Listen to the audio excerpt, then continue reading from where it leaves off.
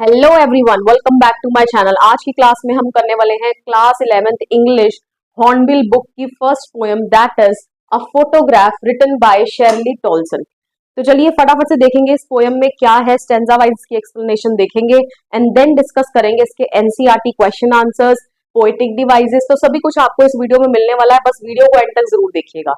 तो चलिए यहाँ मैं आपके लिए पोएम जो है लगा दूंगी, तो यहां से I am reading out, okay, and आप साइड बाय साइड यहां देखते रहना, okay. The cardboard shows me how it was when the two girl cousins went paddling. तो यहाँ पर जो कार्डबोर्ड है ये किसको रेफर किया जा रहा है? यहाँ पर कार्डबोर्ड वो गत्ते वाला कार्डबोर्ड नहीं है, यहाँ पर कार्डबोर्ड रेफर किया जा रहा है फोटोग्राफ को, ओके। तो कार्डबोर्ड दिखा रहा है क्या? दो गर्ल कजन्स, ठीक है, कहाँ गई? पैडलिंग करने, ठीक है। पैडलिंग मतलब जब सी बीच, सी हॉलीडे पर गई कहने का मतलब, और समुद्र के किनारे जब नंगे पांव, ठीक है, चलते हैं और पानी आकर टकराता है पैरों के साथ, उसी को बोलते हैं पैडलिंग, ओके। तो दो जो यंग कजन्स हैं वो क्या करने गई कहने का मतलब, वो सी बीच, सी हॉलीडे पर गई, ठीक है, और वो पैडलिंग मीन्स नंगे पांव जो है वो क्या कर रही है? चल रही है बीच के किनारे, okay. Each one holding one of my mother's hands, ठीक है, और दोनों ने ही मेरी मदर का हाथ पकड़ा हुआ है। तो कहने का मतलब पोएट की जो मदर है वो उस फोटोग्राफ में कहाँ है? सेंटर में। जो शेरली टॉल्सन की मदर है वो कहाँ है? सेंटर में है। और जो दो उनकी कजन्स हैं उन्होंने उसकी मदर का हाथ पकड़ा हुआ है, ओके। एंड ये कहाँ गए हैं?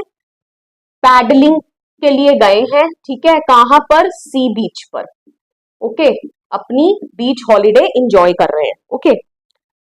And she the big girl some 12 years or so, ठीक है। तो शी यहाँ पर कौन? अपनी मदर की बात कर रही है कि वो बिग गर्ल है, ठीक है, इन दोनों से बड़ी है। कितने ईयर्स की है वो उस फोटोग्राफ में? 12 ईयर्स की है, okay. All three stood still to smile through their hair at the uncle with the camera.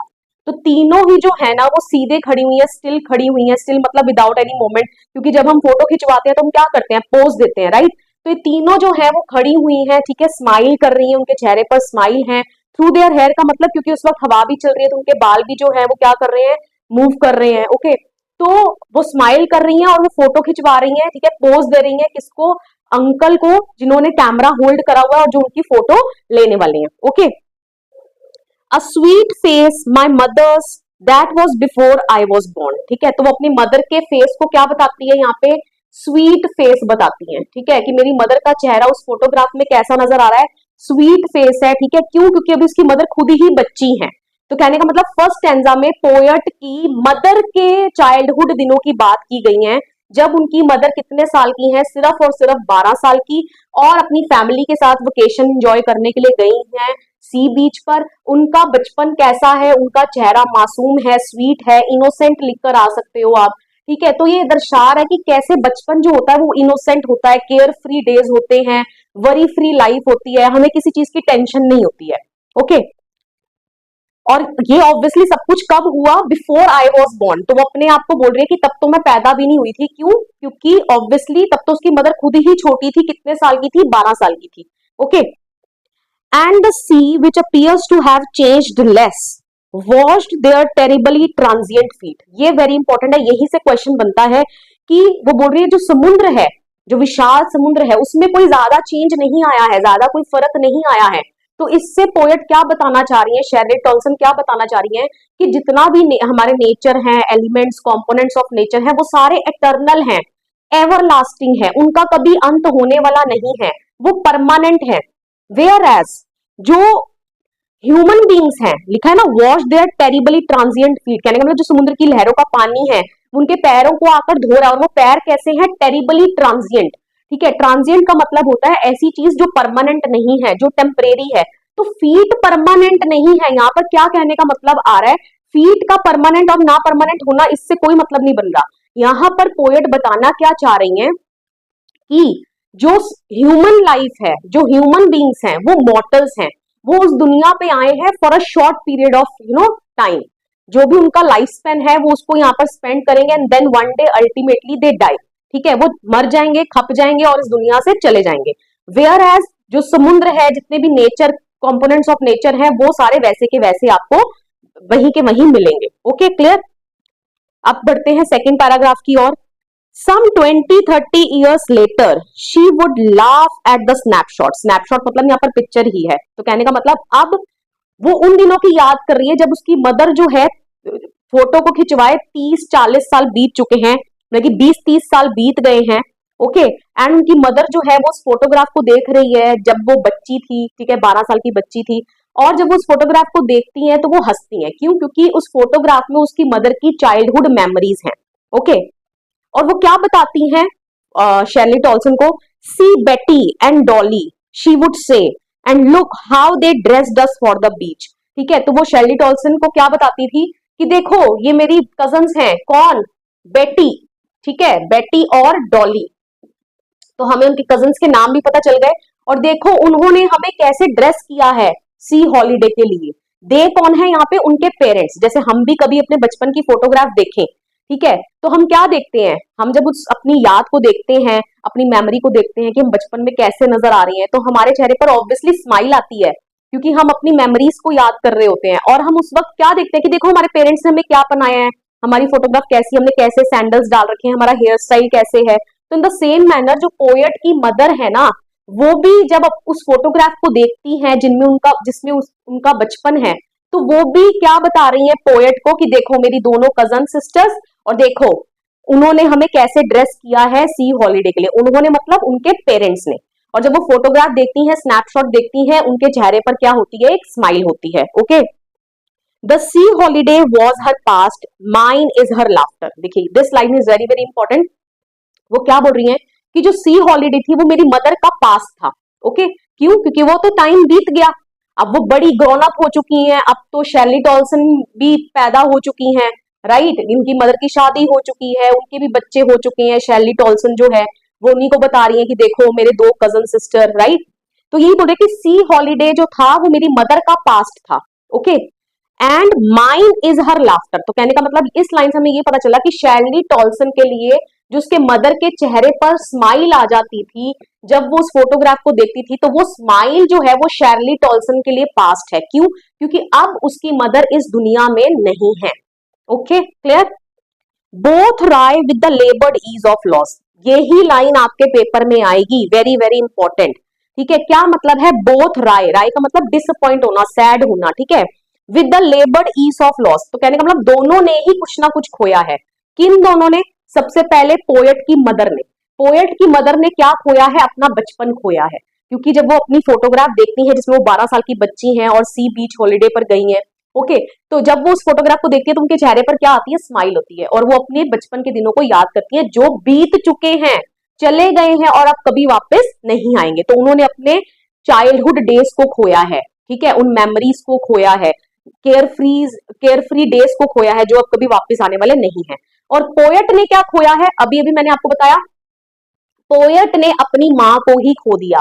जो उसके चेहरे पर, उसकी माँ के चेहरे पर स्माइल आती थी उस फोटोग्राफ को देखकर, ठीक है, तो वो स्माइल जो है वो पोएट ने खो दी। क्यों? क्योंकि उसकी मदर जो है अब वो इस दुनिया में नहीं है। तो कहने का मतलब दोनों ही एक पास्ट मेमोरी से जो बीती जा चुकी है, जो जा चुकी है, अब वो कभी वापस नहीं आएगी, उससे क्या कर रहे हैं? अपने आप को खुशी का अनुभव लेने की कोशिश कर रहे हैं, ठीक है। लेकिन दोनों ही कुछ ना कुछ बीते हुए हादसों से कुछ मीठी यादें उनकी जुड़ी हुई है जिनको वो याद करने की कोशिश कर रहे हैं। Okay, clear? चलिए बढ़ते हैं नेक्स्ट स्टेंजा की ओर। Now she has been dead nearly as many years as that girl lived. ठीक है, तो कहने का मतलब शी हैज बीन डेड मतलब शी मतलब कौन? उसकी मदर। उनको मरे हुए कितना ईयर्स हो गए हैं? As many years as that girl lived. ये गर्ल कौन सी है? ये उसकी मदर। कितने साल की थी? 12 साल की थी फोटोग्राफ में। ओके, तो 12 साल हो चुके हैं उसकी मदर को मरे हुए। Okay, and of this circumstance there is nothing to say at all. बोलिए, और अब आज के प्रेजेंट सर्कमस्टेंस में मेरे पास कुछ भी नहीं है कहने के लिए। कहने का मतलब उसकी जो मदर की मौत है, ठीक है, जो उसका मदर का लॉस है, उसने उसको डीपली अफेक्ट किया है शेरली टॉल्सन को। ओके, और वो बड़ा ग्रीव्ड महसूस कर रही है, बहुत दुखी है। और वो क्या बोल रही है?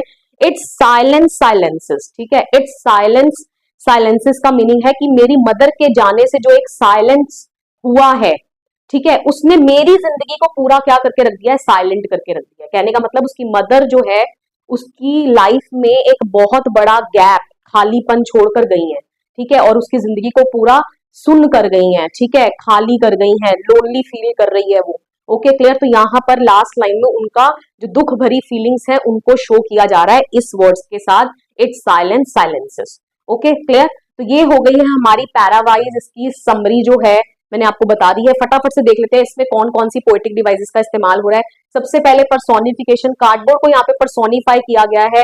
पर्सोनिफिकेशन मतलब जब किसी इनएनिमेट ऑब्जेक्ट को, नॉन लिविंग थिंग को ऐसे करेक्टर्स दे दिए जाए जो किसी इंसान के साथ जुड़े हुए हैं। अब यहाँ पर बताइए, cardboard shows me how it was, ठीक है, कार्डबोर्ड कैसे किसी चीज को दिखा सकता है, दिखा सकता है, नहीं दिखा सकता। तो कार्डबोर्ड को यहाँ पे क्या किया गया है, पर्सोनिफाई किया गया है। नेक्स्ट साइलेंस साइलेंसेस, ठीक है, साइलेंस तो ऑलरेडी एक नॉन लिविंग थिंग है, वो किसी को कैसे चुप करवा सकती है, ठीक है। तो साइलेंस को भी यहाँ पर क्या किया गया है, पर्सोनिफाई किया गया है। एंड देन यहाँ पर रेपिटेशन भी लग रहा है क्योंकि साइलेंस साइलेंस वर्ड दो बारी क्या हो रहा है, रिपीट हो रहा है। Okay clear. Next is alliteration. Alliteration आपको पता है, repetition of consonant sound in the beginning of closely placed word.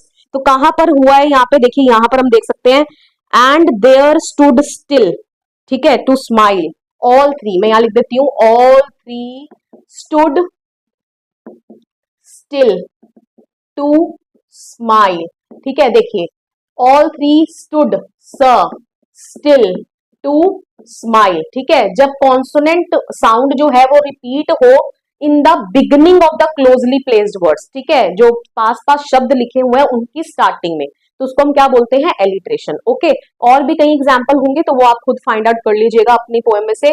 Next is oxymoron. Oxymoron का मतलब होता है जब दो ऑपोजिट, ठीक है, वर्ड्स को लिखा जाता है, जैसे लेबर्ड ईज, ठीक है, ईज मतलब होता है किसी काम को बहुत इजीली कर लेना, राइट, और लेबर मतलब मेहनत करना, तो लेबर भी करना और मेहनत भी करना, दो चीजें, दो ऑपोजिट वर्ड हो गए, ठीक है। तो यहाँ पर क्या लग गया, oxymoron. Then next is transferred epithet, जो कि वेरी वेरी इंपॉर्टेंट है, जिससे क्वेश्चन भी बनता है।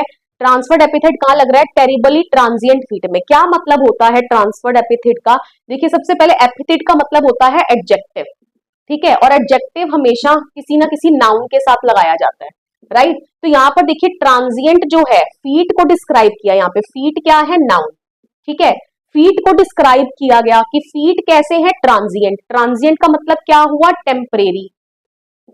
ओके, अब मुझे ये बताओ, वर्ड तो लगाया ट्रांजिएंट किसके साथ, फीट के साथ, पर क्या पैर हो सकते हैं टेम्परेरी, नहीं।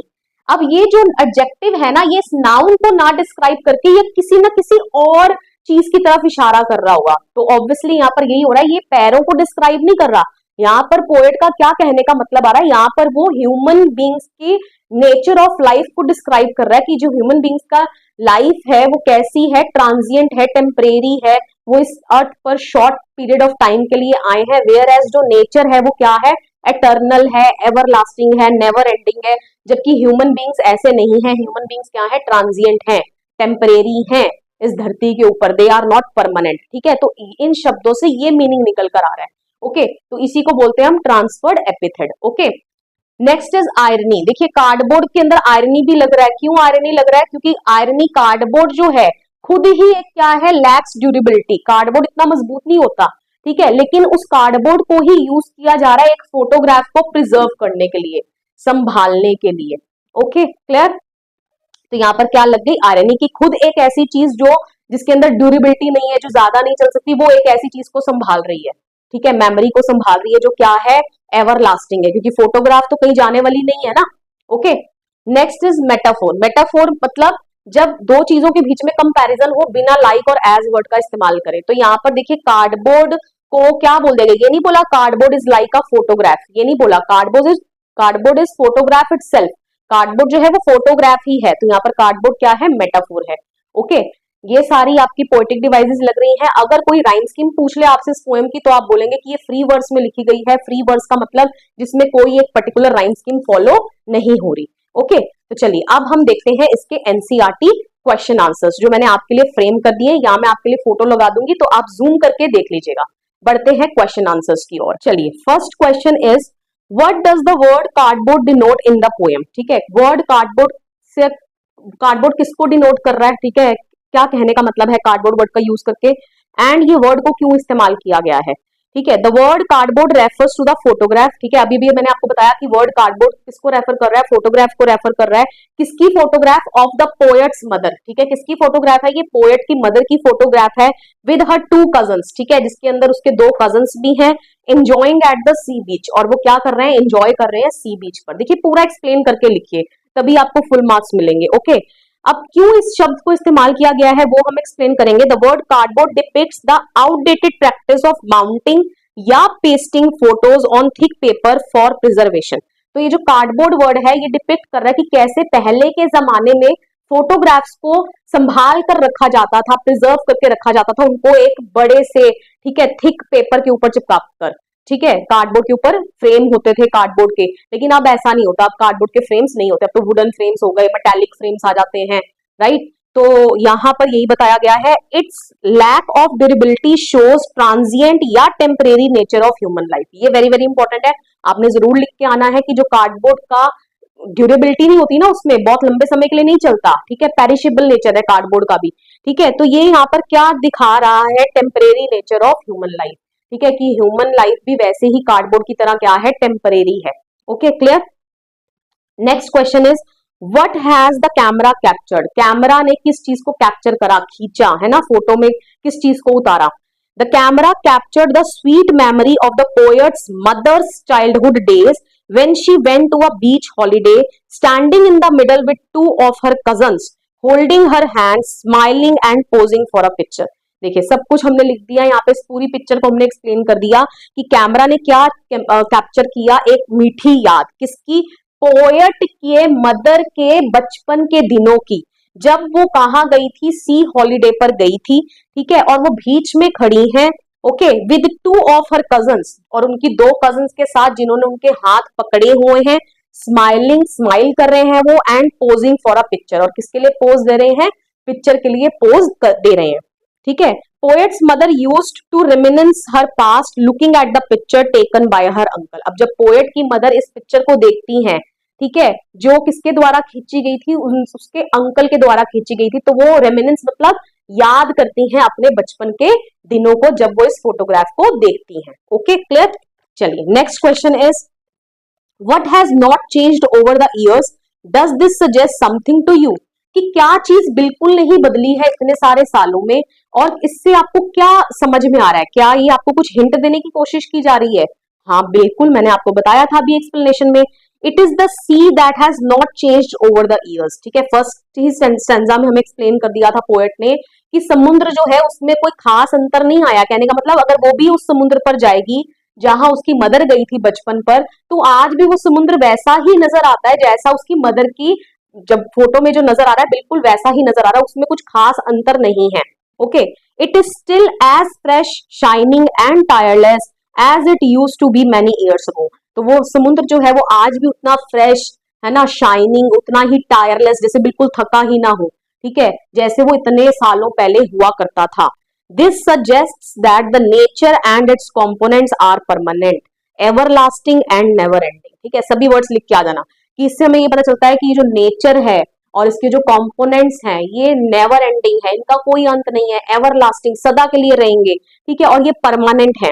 दे आर अनलाइक ह्यूमन बींग्स, ये बिल्कुल ह्यूमन बींग्स की तरह नहीं है, लाइक मतलब ह्यूमन बींग्स की तरह होना और अनलाइक का मतलब ह्यूमन बींग्स की तरह ना होना। तो ये सब जो नेचर है ये बिल्कुल ह्यूमन बींग्स की तरह नहीं है, हु आर टेम्परेरी, जो क्या होते हैं? टेम्परेरी होते हैं। Okay, on this earth and die one day, जो कि इस अर्थ के ऊपर क्या है? टेम्परेरी है और एक न एक दिन मर खप जाएंगे। Okay, clear.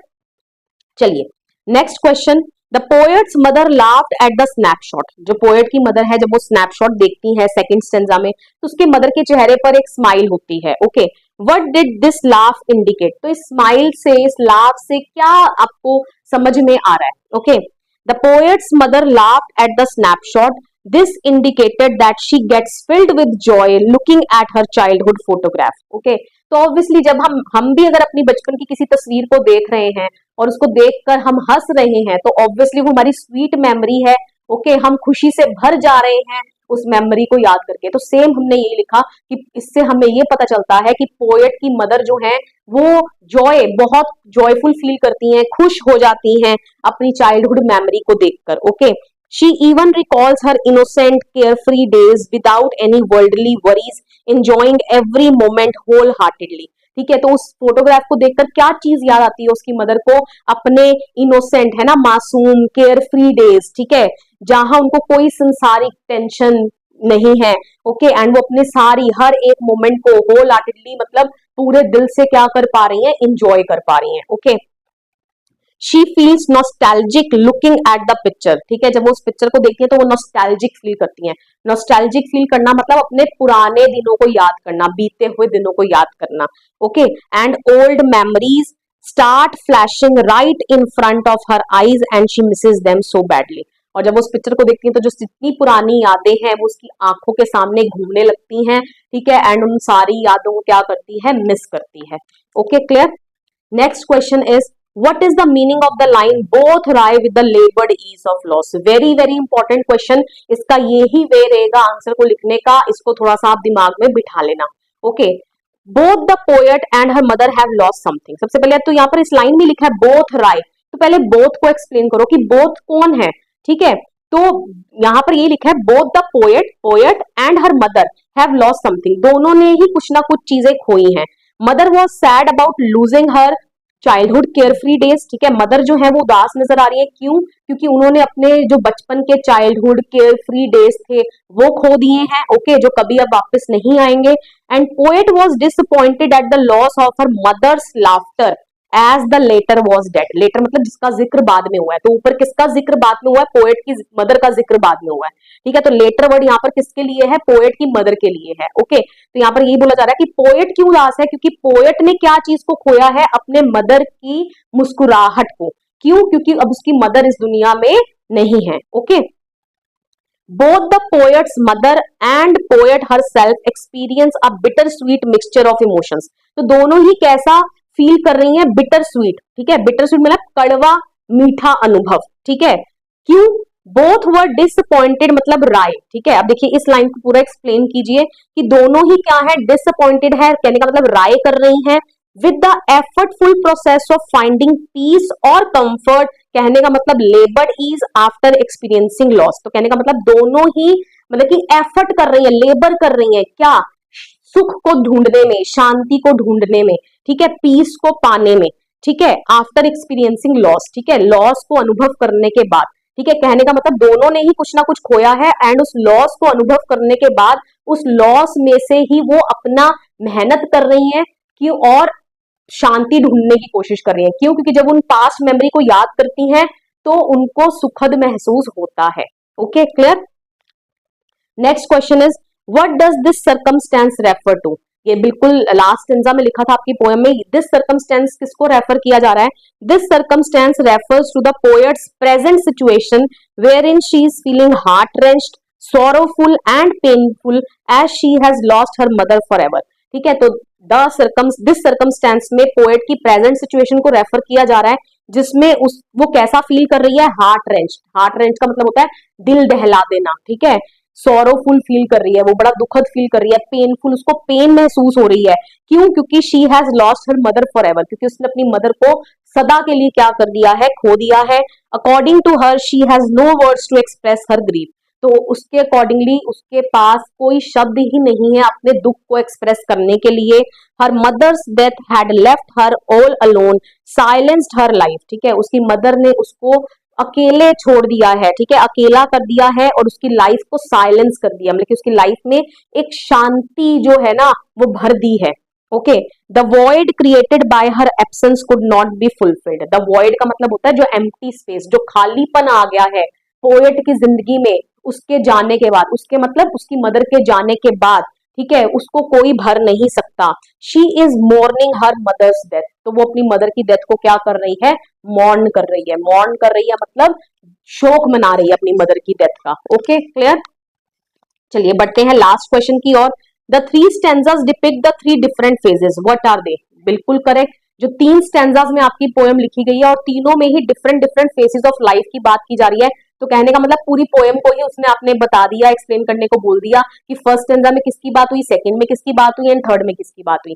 तो चलिए स्टार्ट करते हैं। The first stanza describes the stage when poets mother was a little child of 12 years. highlighting innocent carefree childhood days of the poet's mother.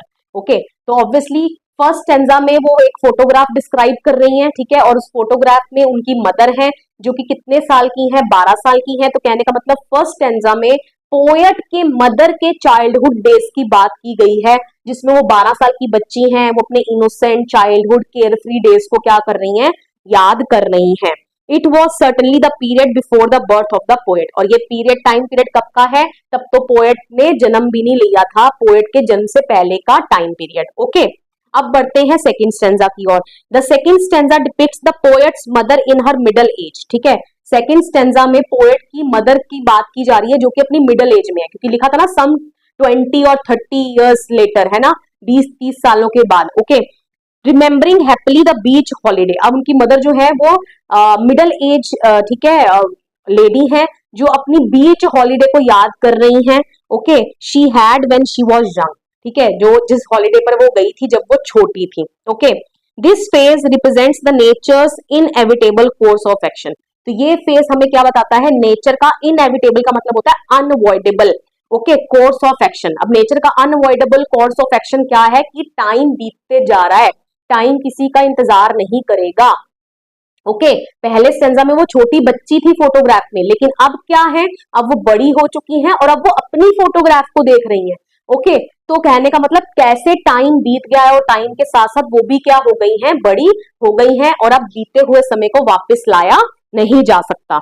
Okay, third stanza में किसकी बात की जा रही है, the third stanza refers to the poet's present situation when she has lost her mother. अब third stanza में अब उसकी मदर भी चली गई है इस दुनिया से, कहने का मतलब फर्स्ट स्टेंजा में उसकी मदर छोटी बच्ची थी 12 साल की, सेकंड में उसकी मदर बड़ी हो गई, ठीक है, और अब वो अपनी मेमोरी को देख रही है फोटोग्राफ में, और थर्ड में तो उसकी मदर ही इस दुनिया में नहीं है। कहने का मतलब ये जो टाइम जो बीतते जा रहा है इसको कोई अवॉइड नहीं कर सकता। तो with the passage of time ये क्या शो कर रहा है, ह्यूमन का ट्रांजिएंट नेचर, टेम्परेरी नेचर, कि सब लोग इस धरती पर टेम्परेरी हैं, है ना, मेहमान हैं। ओके, जब जिसका अवधि टाइम पीरियड पूरा हो गया तो वो इस दुनिया को छोड़कर चले जाएंगे। ओके, तो थर्ड स्टेंजा में पोएट की प्रेजेंट सिचुएशन जहां पर उसने अपनी मदर को खो दिया है and was left to cope up with the loss, और उसको अकेले छोड़ दिया गया है क्या करने के लिए, उस लॉस से निपटने के लिए, क्योंकि कहीं ना कहीं पोएट को आगे बढ़ना होगा, मूव ऑन करना होगा, उन सभी लॉसेस को लाइफ में एक्सेप्ट करना होगा।